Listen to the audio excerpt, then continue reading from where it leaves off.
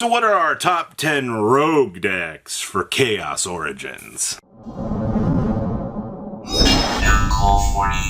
make sure you guys smash the crap out of that Invoked, Alistair, and Friends button. So you guys don't miss out on more Oz content. Yeah, Invoked is officially a rogue contender right now.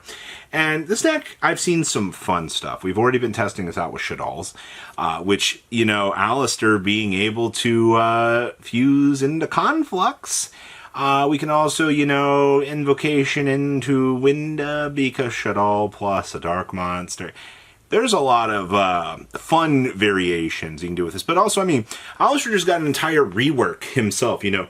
We finally get to see the mighty Invoker just coming to town here and really showcasing his power. Obviously, you know, you can go with the pure build and do 3 of each Alistair. Or, you know, we can extend with Alistair and just play the new Invocation Sword and so forth within its own deck. You have a lot of really different options that you're able to go down. And you know what? I like that. It's very nice. Blitzclique.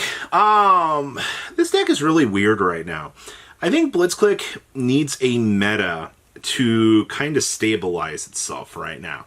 And why is that? I think the choices that Blitzclique players are going to make really will just depend on the rest of how the deck is supposed to shape up. Obviously, you know, I've seen no variants playing Thunder King Ryo right now, which just feels really weird that we're choosing to not play some of the better engine pieces within the deck. Because when you look at this, you should be wanting to focus on just generating that massive advantage stream that Thunder King Ryo is supposed to give you. But then, I guess it just...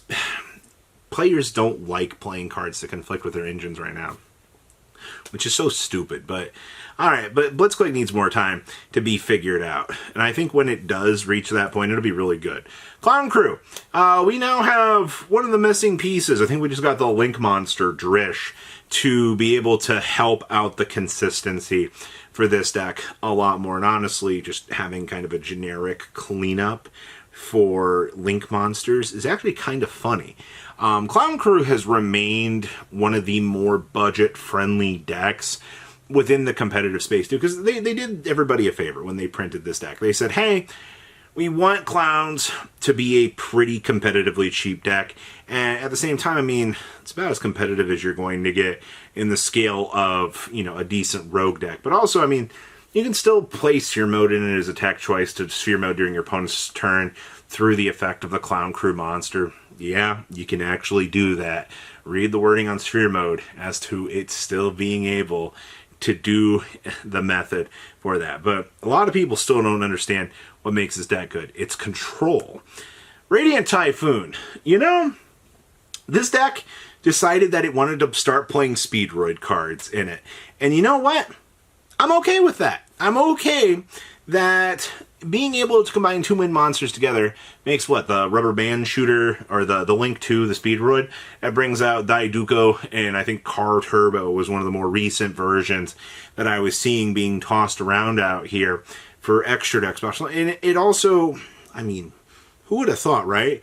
That Radiant Typhoon and Speedroid would actually just kind of end up being best friends, because when you win lock yourself, oh no, I need a method to be able to play the game.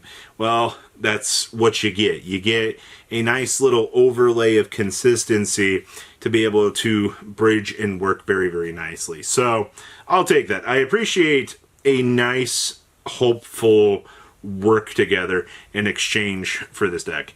Memento. How does this deck still continue to run around in every single rogue category? Like, honestly, at this point in time, I think I'm more impressed by the consistency of the Memento players themselves. The deck itself doesn't... I think the most recent variant I've seen was, you know, we're playing Crowns within the main deck because Crown just creates a very, very strong setup for you. You know, you're able just to make sure your monster's going to lock itself on the field, or, you know, whatever defensive option you need to lock your opponent out of playing. And then, you know, the Memento stuff just goes, oh, wow, that's a real shame. Anyway, so 8k direct walking around your monster due to Octahuron, just giving you the ability to safely walk past any sort of threat. That's why this deck, I mean, it is what it is. It's an incredibly good and useful deck. In the right hands, it's able to really do some cool things. Which brings us to Sacred Beast.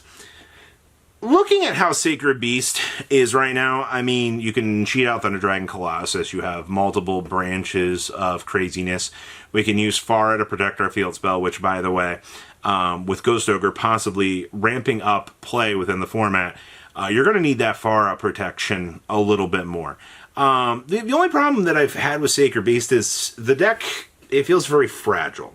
I would consider this deck to be more or less a local buster deck. Obviously, you know, you go to locals and you take this deck, you can do all sorts of crazy shenanigans on the local level. Your deck, you know, like I said, very famously the Thunder Dragon Colossus, multiple Exceed plays, you know, Reproducus interactions to bridge into...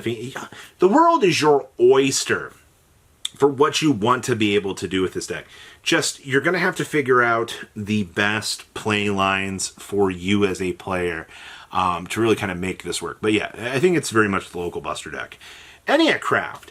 Anycraft, I'm very, very curious to see how this deck is going to hold up into this format, because Mind Shuffle returning into the meta might actually be a little bit of a problem for this deck, because, you know, the rotating effects, the Black Luster Soldier just being able to smash on over things.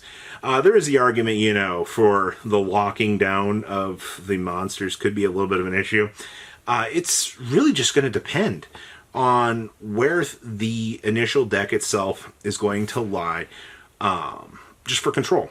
But I still do think that this deck is a little bit of an annoying problem that players are going to have to face. If you're going into an event and you're not expecting at least one Anycraft player to be present, I think you're going to have a problem.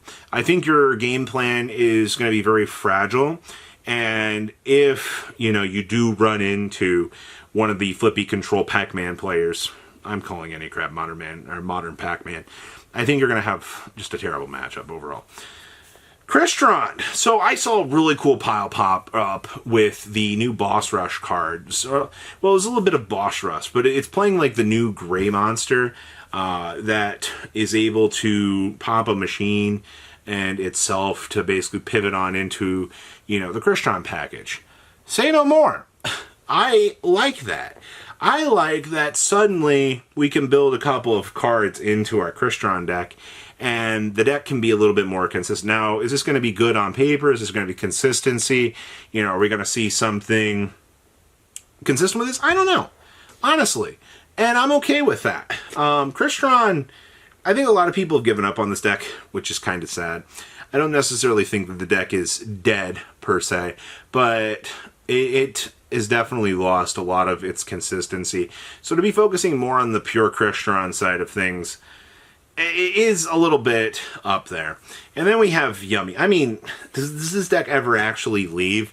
You know, Hornet Drones is still one of the best one-card starters that you have for this deck, being able to bridge through things, you know, Engage also if you want to maximize on that, to be able to find draw power.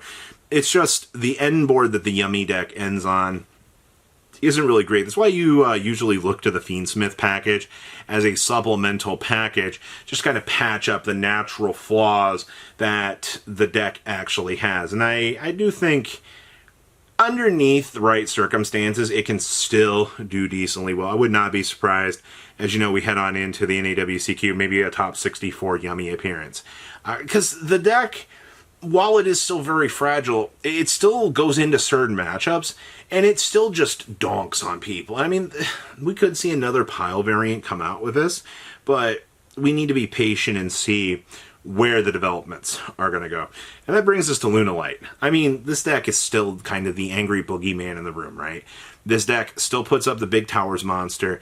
Your opponent still has to deal with it. And if they're not able to handle the terrifying parts of the boss monsters that you're laying on the field, then congratulations. I mean, your deck does exactly what it needs to do. It wins you the game exceedingly free. And that's exactly what Lunalight's game plan has been. Obviously, you know, we have a new level 5 coming out later on in the year, which I think will make this deck a little bit more interesting, to say the least. But what do you guys think right now? Please leave a comment down below, tell me what you guys think, and I'll see your beautiful faces back here later in the day, guys. Peace out.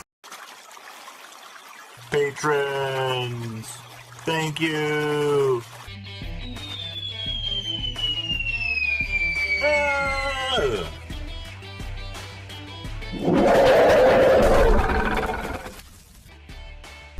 Thank you so much for watching. Check out these other videos.